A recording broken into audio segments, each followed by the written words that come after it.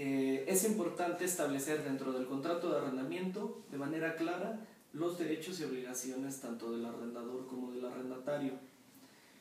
Podemos comenzar con los derechos y obligaciones del arrendador, y estos son entregar el inmueble en la fecha estipulada en el contrato, hacerlo en las condiciones de seguridad e higiene adecuadas para el uso, garantizar al arrendatario el pago de los daños y perjuicios por los vicios ocultos que el inmueble pudiera presentar antes del arrendamiento, y a dar el mantenimiento adecuado para que éste se encuentre en condiciones de ser habitado por el inquilino. Perdón, una pausita. ¿Cuáles serían esos posibles vicios ocultos que pudieran perjudicar? Al hablar de vicios ocultos podemos, por ejemplo, establecer cuestiones como pudieran ser defectos en la obra que pudieran poner en riesgo la estabilidad de la misma y por lo tanto poner en riesgo la vida de quienes habitan en ese lugar. Ese es el más importante, el más trascendente, que probablemente pudiera tratarse de una estructura que tuviera algún daño derivado de algún sismo, por ejemplo, de alguna obra aledaña que hubiera generado un problema en cimientos, en muros de carga, y que comprometa la seguridad y la estabilidad del inmueble. Poner en renta un inmueble en estas condiciones pone en riesgo la vida de quienes lo ocupan, y podríamos hablar que eso se trata de un vicio oculto. La caída de alguna losa por algún defecto en su construcción, estamos hablando de un vicio oculto y que podría poner en riesgo tanto la integridad física como la vida de quienes ocupan estas viviendas. Okay. ¿Y cuáles serían las obligaciones entonces de la persona que renta? Del arrendatario, las principales obligaciones podríamos establecer que son tres. La primera, la más importante, es el cumplimiento en el pago de la renta, tanto en tiempo y forma. La segunda es hacer uso de la vivienda de acuerdo a lo estipulado en el contrato. Si va a ser para vivienda, si va a ser comercio, si va a ser industria, debemos de respetar siempre el uso establecido para ese inmueble. Y el tercero es responder por los daños que pudieran ocasionarse derivado del mal uso o negligencia mientras el inquilino está ocupando este inmueble. ¿Cuáles serán los casos más frecuentes que en su experiencia ocurren en este tema del arrendamiento?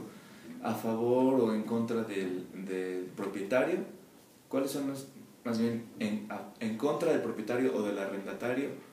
Claro. ¿Cuáles son los casos más frecuentes? Generalmente los conflictos en este tipo de relaciones contractuales son el incumplimiento en el pago de la renta por parte del arrendatario, y también tenemos en muchas ocasiones incumplimiento, por ejemplo, en la entrega del uso del inmueble en condiciones de seguridad e higiene. En muchas ocasiones hay inmuebles que no cuentan con los servicios adecuados, o estos son deficientes, y genera en el inquilino la retención en el pago de la renta, lo cual es un error. Debe de exigirse al propietario tanto que dé el mantenimiento adecuado a la vivienda como llevar a cabo las obras, las reparaciones que sean necesarias para que éste cumpla con todas las condiciones de seguridad e higiene necesarias para su ocupación. Pero sin suspender el pago. Sin suspender el pago. El pago de la renta no debe de retenerse bajo ningún concepto. En la mayoría de los contratos de arrendamiento así queda estipulado. Por lo tanto, para que el inquilino no incurra en un incumplimiento, debe de seguir generando el pago de la renta y exigir a su arrendador lleve a cabo las obras necesarias de mantenimiento como para que continúe en condiciones de seguridad e higiene para su debida ocupación. Ok.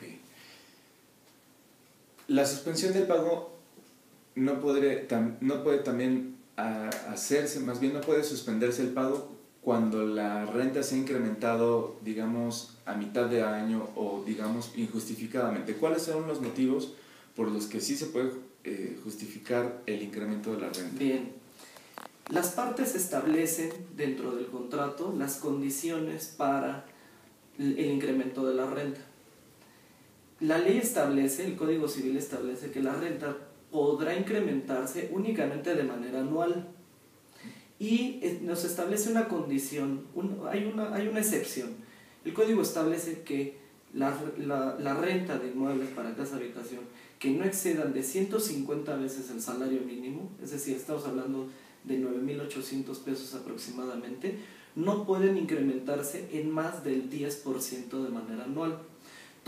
Cualquier renta mayor a 9.800 pesos va a poderse incrementar de manera libre. Las partes van a acordar los términos de ese incremento anualmente. Pero los arrendamientos para casa habitación menores a 150 salarios mínimos, es decir, 9.800 pesos aproximados, no puede incrementarse en más de un 10%. Okay. Pero sin embargo sí se llega a un acuerdo en si es el 6 o 7 claro, o 8%. Siempre las partes van a establecer de manera libre el monto del incremento de la renta. La ley establece que debe de ser de manera anual, pero las partes lo van a hacer de forma libre. La única excepción es para rentas menores de 9.800 pesos, no puede ser mayor al 10%. Ok. Supongamos que en una vivienda, más bien en una propiedad que se va a rentar para uso de vivienda, se realiza un contrato en donde se establece aumentar como máximo el 10% anual. Pero si ese contrato es anual, ¿cómo se ampara el inquilino para que ese incremento no sea mayor al 10% o mayor a lo que se había acordado en el primer contrato? Aquí hay una situación. Cuando las partes celebran un contrato de arrendamiento, uno de los puntos muy importantes es establecer la fecha de vigencia, cuándo inicia y cuándo termina. Porque aquí hay dos elementos importantes. A partir de cuándo tiene la posesión legal el inquilino y en qué momento termina la vigencia de las condiciones establecidas en ese contrato. Esto nos lleva a algo. La fecha de terminación estipulada dentro del contrato va a determinar a partir de qué momento podemos empezar a negociar las condiciones de un nuevo contrato. Va a determinar el momento en el que puede incrementarse la renta, va a determinar también la forma en la que ese contrato va a terminar, en qué momento y de qué manera las partes tienen que manifestar su voluntad de dar por terminado ese contrato.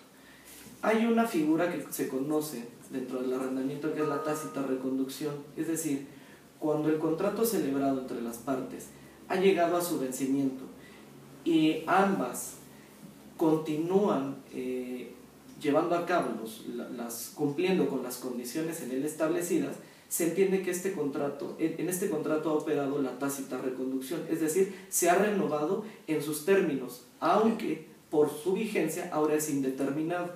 Por lo tanto, si las partes continúan, tanto el arrendador permitiendo el uso y el arrendatario pagando la renta, se entiende que las condiciones del contrato se han prolongado. Aun cuando ha terminado la vigencia, estas se han renovado.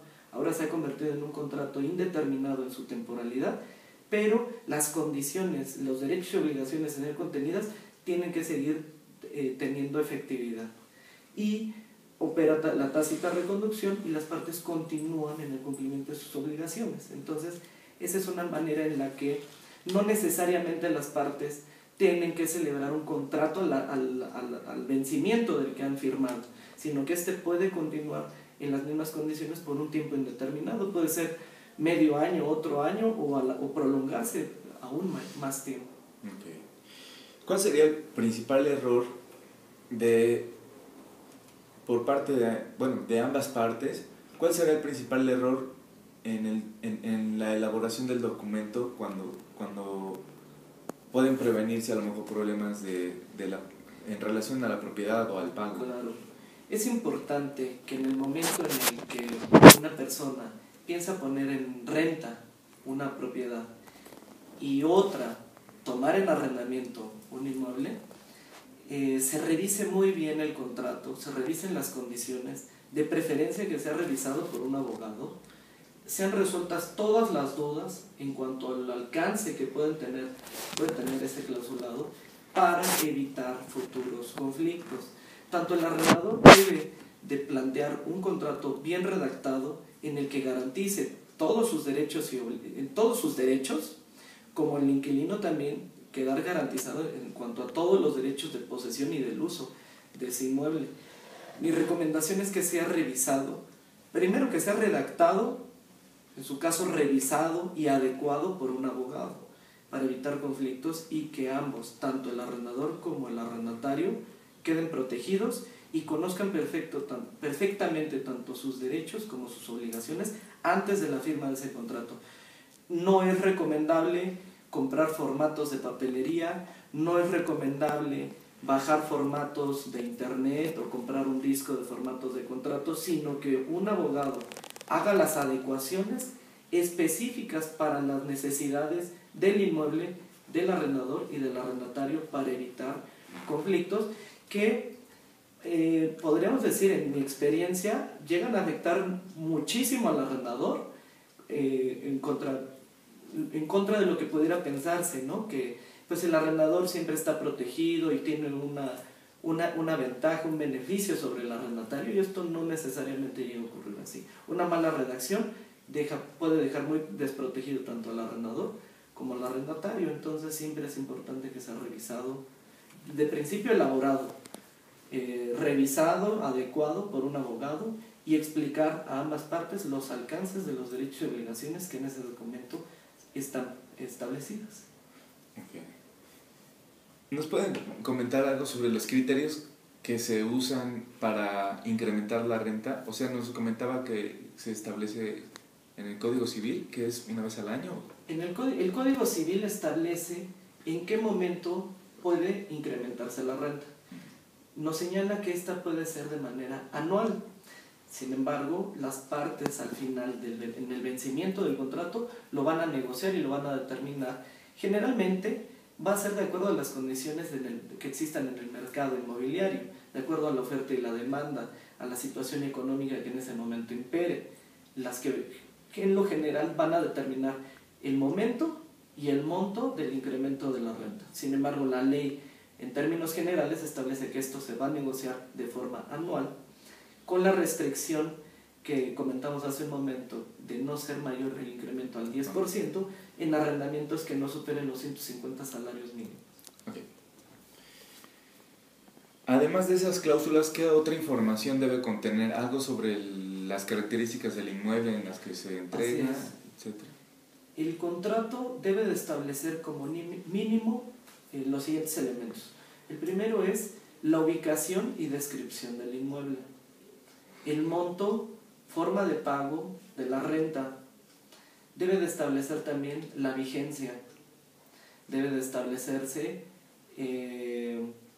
la garantía en el cumplimiento de las obligaciones, generalmente para el arrendatario, y debe de establecer además ¿El depósito? ¿Un depósito? El depósito. Okay. Se los vuelvo a repetir. Bien. Okay. El contrato, en el momento de la firma, el contrato debe de contener mínimo los siguientes elementos, y que es la ubicación y descripción del inmueble, el monto a pagar por concepto de renta, así como la forma y tiempo de su pago, el uso que se le va a dar a la vivienda, la vigencia, la garantía, principalmente. En esta parte de la garantía vamos a hablar si existe un fiador, si se va a entregar algún depósito. La ley establece que el monto máximo para entregar por concepto de depósito es hasta un mes de renta. La ley sí establece cuál es el monto máximo a entregar por concepto de depósito. Este depósito debe de ser devuelto al inquilino al terminar el contrato, verificando que el inmueble esté siendo entregado por el inquilino en las mismas condiciones en las que lo recibió, salvo el desgaste normal del uso, y que todos los servicios se encuentren al corriente. Si el inquilino está cumpliendo con esta condición de entregar el inmueble en las mismas condiciones que podríamos hablar de vidrios, chapas, completos, pintura en condiciones adecuadas, y al corriente, y lo acredita además al corriente en el pago de todos sus servicios, el depósito se le debe devolver íntegro.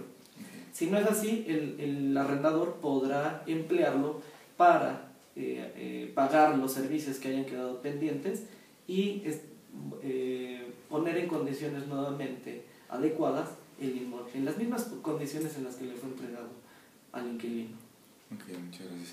¿Usted nos recomendaría algo en especial antes de elegir en qué departamento o en qué inmueble podamos rentar? Sí, es importante siempre revisar, por parte del inquilino, revisar que las condiciones de seguridad e higiene sean las adecuadas, que el inmueble cuente con todos los servicios al momento en el que puedan tomar posesión y principalmente que se redacte, se revise, se hagan las adecuaciones del contrato por parte, si no de un abogado especialista en materia de arrendamiento, pues sí por lo menos por alguien con experiencia en conflictos de esta naturaleza. Debe ser revisado siempre el contrato. Por parte del arrendador, conocer muy bien los antecedentes de las personas a las que va a entregar, a dar en arrendamiento su inmueble, verificar referencias laborales, referencias familiares, referencias personales, y confirmar toda la información. Se debe de solicitar todos los datos, tanto de su trabajo, de sus relaciones personales, de sus relaciones familiares, verificarlos para garantizar que las personas que están tomando posesión del inmueble, en este caso propiedad del arrendador, puedan cumplir con sus obligaciones, conocer un poco de los antecedentes, de dónde vienen y si cumplen generalmente con sus obligaciones, y también para efectos de evitar un probable problema de extinción de dominio, porque en el inmueble se pueden llevar a cabo hechos ilícitos, actos ilícitos que sean un medio para cometer delitos. Recordemos que por lo menos en el Distrito Federal existe la ley de extinción de dominio y que no ampara el hecho de que el arrendador no tuviera conocimiento de la comisión de delitos dentro de su inmueble para que el gobierno pueda retirarle la propiedad. Entonces sí hay que tener mucho cuidado por esa parte. Ok, muchísimas gracias. A sus órdenes. Gracias. Listo entonces. Perfecto. Terminamos. Muchísimas gracias. Muchas gracias a ustedes.